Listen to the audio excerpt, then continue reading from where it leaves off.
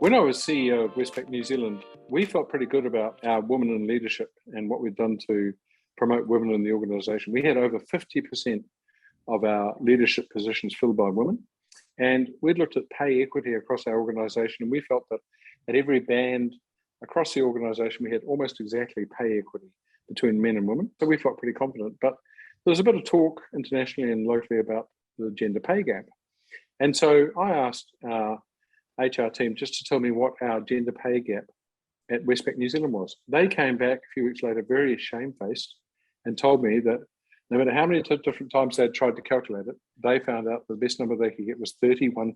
That means that the median man in the organisation was paid 31% more than the median woman in the organisation. I just about fell over, and we were all gobsmacked. And we decided two things. First of all, we had to dive into that number and try and work out why, what it meant, and what we could do about it. And the second thing we had to decide was, now we know this number, do we keep it a secret as a sort of skeleton in the cupboard, or do we tell our staff, or do we tell the wider public? And on that second point, we decided the only thing we really could do was to make it public, because once you know a piece of what is essentially bad news like that, it's very poor ethical behaviour to keep it secret. And secondly, we felt that if this was true for us, which we felt was a reasonably progressive organisation, then there was probably some learnings in what we'd found that might be applicable to other people. And maybe we could, by coming out with our number, encourage others to look at their own data and maybe make it a bit safer for them to reveal it. We were quite nervous about coming out and reporting it. I had a lot of people in the organisation who are paid well to manage our reputation risk and to keep the CEO from saying stupid things and things like that. There's a lot of advice that, this is going to be very dangerous territory. But we decided we had to do it anyway. So we came out and we said our gender pay gap is well over 30% in Westpac. I was shocked that actually we didn't really take any reputational damage from that. There was two sort of responses. First of all, a lot of people asking us, what does it mean? What does that actually mean? Why is it? And wanting to know more about it. And the second response, I think, from people was, wow, that's quite courageous of you to come out and say that, what is really quite a bad number. So we were very pleased with the response we got, that it didn't really seem to create any reputational damage. And I found out of that first of all, there's a relatively low level of understanding in the market, even amongst business people, about the differences between, say, equal pay and pay equity and the gender pay gap, and what they each measure and what they each mean and what you can do about them. We found that tended to start that conversation a bit more. And the second thing was, we tried to talk to other large corporates and say, we think we've created a little bit of a safe space by coming out and saying our number. So why don't you look at what your number is and do the same thing? Those were the two big learnings from it. First of all, curiosity in the market and to understand what it means. And then secondly, trying to encourage others to do it.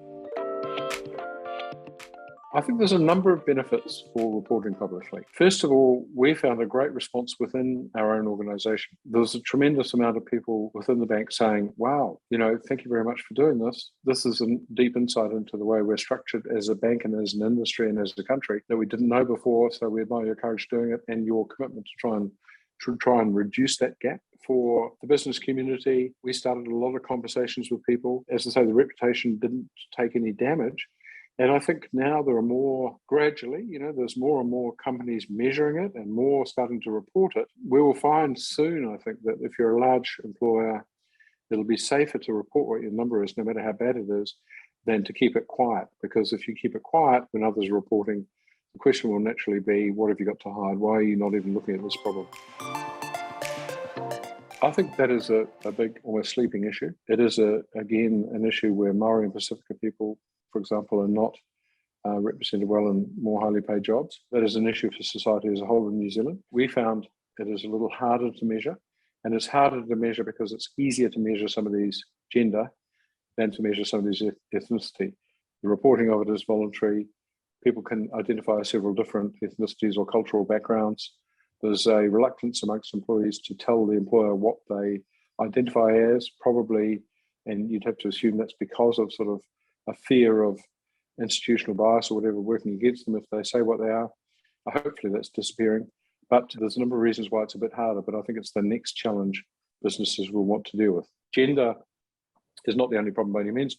It's just a relatively simple one to measure. My advice is just have a look at the number and try and work out what the number is. It's not that hard.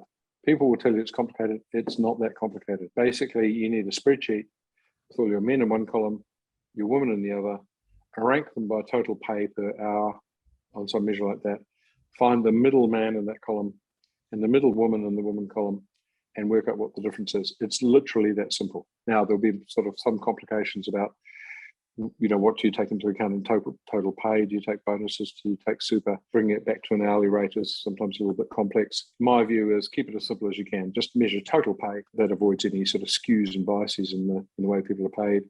And look at the median, the middle person in each column, rather than say the average or something, because the median is the number internationally accepted. So you're measuring in a way that other people can.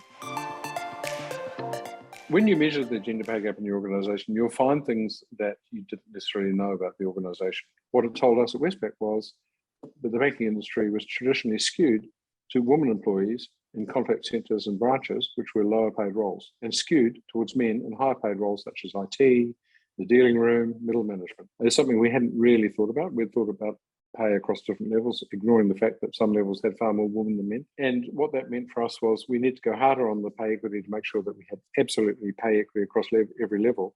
But we needed to make sure we could try and do things to bring more women through to middle management and more senior roles. And that included things about maternity leave, for example, flexible working when child raising was happening, things like that, things that would derail a woman's career mid-career, that wouldn't derail a man's career.